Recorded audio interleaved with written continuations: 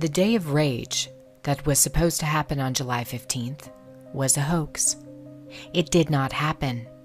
I am not surprised by this. They're pushing race relations to the limit right now.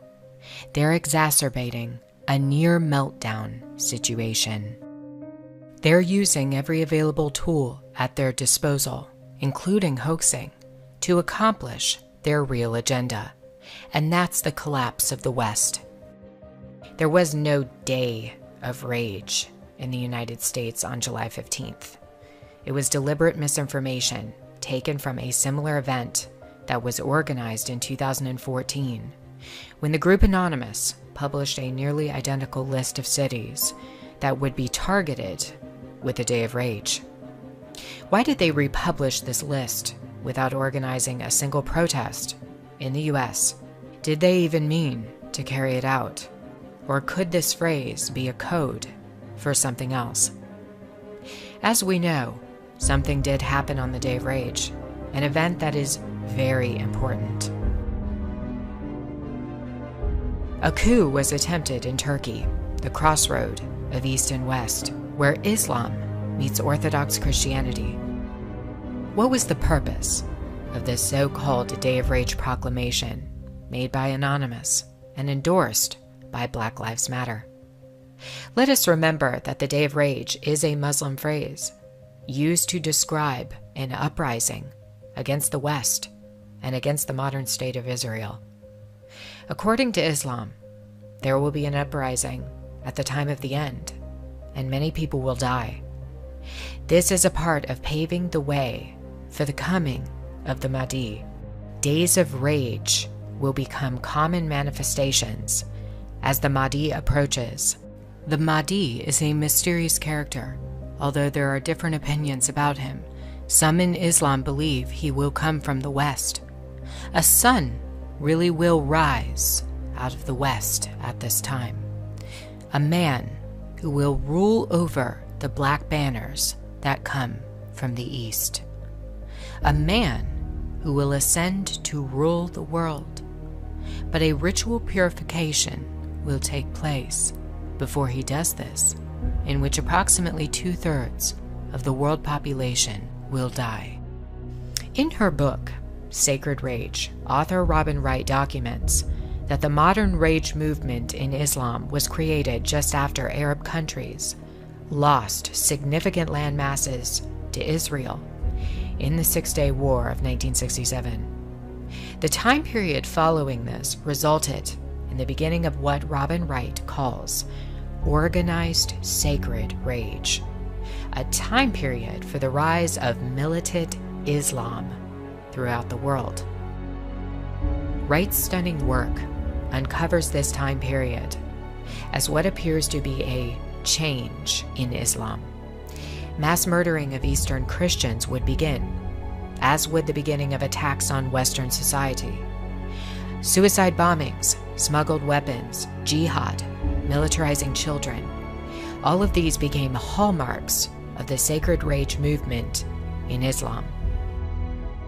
And there is a reason behind why Islam is carrying out its rage movement right now, and that is to prepare for the appearance of the Mahdi. The time period just after the Six-Day War truly did mark a stunning shift in the mentality of Islam. Not long after the loss of their land, there were 57 states that organized quickly into what was called the Islamic Cooperation.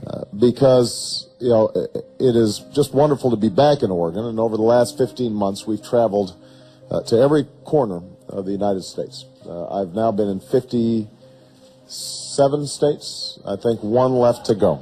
The Islamic community in the Middle East also began to organize a series of terrorist attacks on Western countries that have continued into the modern day. While Islam has focused its rage attacks against the Israeli state starting back in 1967, they were also organizing inside of the United States. They did not do this quietly. One of the first days of rage was organized by Barack Obama's best friend and mentor William Ayers in 1969. When a 3-day period of anarchy was brought upon the city of Chicago. It was not accidental that William Ayres chose to use a Muslim phrase for his Chicago uprising. Ayres named it the Day of Rage because it coincided with the movement taking place in the newly formed Arab Confederation. A new Muslim empire was born, and they're waiting for the appearance of their Mahdi. That is the origin of the Day of Rage. It has nothing to do with Black Lives Mattering. It is rather a Muslim phrase meant to usher in the Mahdi. And he is here now, waiting for the time of his full unveiling.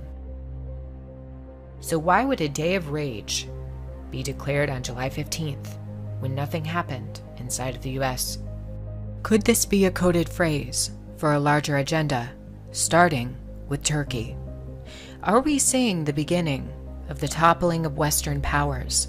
Turkey is the crossroads of East and West, where Christian meets Islam. A country who has moved against Western influence in recent day. A country that the Lord Jesus spoke directly to in the last biblical book.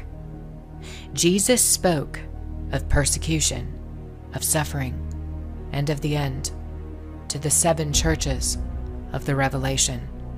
The West will be destroyed at the time of the end. According to Albert Pike, Islam will be the tool of choice for the Illuminati to use. It seems the original agenda of the Days of Rage, which started 49 years ago, will be accomplished. The Mahdi, who is Lucifer in the flesh, is here. Those who are born again in Jesus should not fear what is coming, but should stand firm until the end.